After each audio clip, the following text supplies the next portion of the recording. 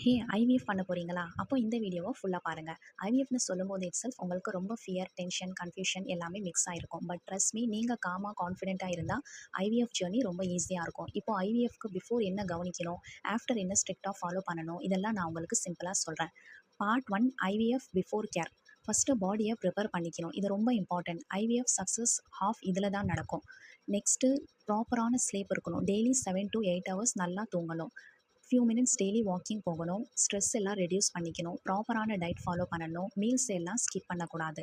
ப்ராப்பரான ஃபுட்ஸ் எல்லாம் சாப்பிடணும். ஐவிஎஃப்க்கு முன்னாடி பாடி ஸ்ட்ராங் ஆகணும். அதனால நிறைய வெஜிடபிள், ஃப்ரூட்ஸு, எக்ஸு, நட்ஸில் பாதாம், வால்நட்ஸ் இதெல்லாம் சாப்பிடணும். அப்புறம் பாடியை ஹைட்ரேட்டடாக வச்சுக்கணும். 2 to 3 லிட்டர்ஸ் தண்ணி குடிக்கணும் டெய்லி. என்னெல்லாம் அவாய்ட் செய்யணும்னா காஃபியை லிமிட் பண்ணிக்கோங்க. அப்புறம் ஆல்கஹால், ஸ்மோக்கிங் இதெல்லாம் கம்ப்ளீட்லி பண்ணக்கூடாது. ஜங்க் ஃபுட்ஸை ரெடியூஸ் பண்ணிக்கோங்க. லேட் நைட் ஸ்லீப்பிங் எல்லாம் அவாய்ட் பண்ணுங்கள். சப்ளிமெண்ட்ஸ் டாக்டர் சொல்கிறது மட்டும் எடுங்க. Folic acid, vitamin D, omega 3 எதெல்லாம் உங்கள் டாக்டர் உங்களுக்கு கொடுக்குறாங்களோ அதை மட்டும் ஃபாலோ பண்ணுங்கள். செல்ஃபாக எந்த மெடிசன்ஸும் வாங்கி சாப்பிடாதீங்க. Next mental preparation. ஐவிஎஃப்பில் ஓவர் திங்கிங் இருக்கக்கூடாது. ஐவிஎஃப் சக்ஸஸ் ஆகுமா அப்படின்னு அதெல்லாம் நீங்கள் ரிசர்ச் பண்ணி எதுவுமே மைண்டு குழப்பிக்கக்கூடாது.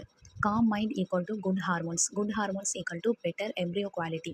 டீப் ப்ரீத்திங், ஹாப்பியான மைண்ட் செட், பீஸ்ஃபுல்லான என்விரான்மெண்ட் இதெல்லாம் கரெக்டாக இருக்கணும். Part 2 IVF day and after care.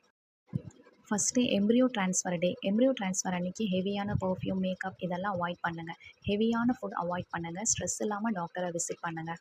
Doctor bladder வந்து ஹாஃப் ஃபுல்லாக வச்சுட்டு வர சொல்லுவாங்க. அப்போது தான் ஸ்கேனுக்கு ஈஸியாக இருக்கும்.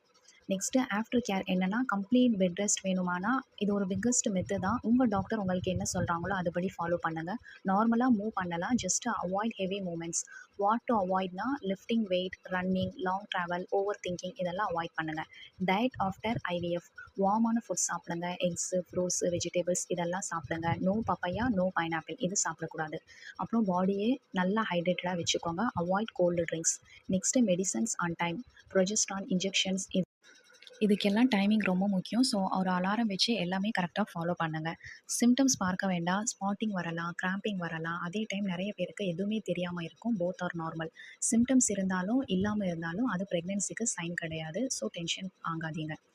ஐவிஎஃப்னா ஒரு மெடிக்கல் ப்ரொசீஜர் மட்டும் இல்லை, அது ஒரு எமோஷ்னல் ஜேர்னி. ஸோ நீங்கள் வந்து ஸ்ட்ராங்காக இருக்கணும், பிரேவாக இருக்கணும், நிறைய ரெஸ்ட் எடுக்கணும்.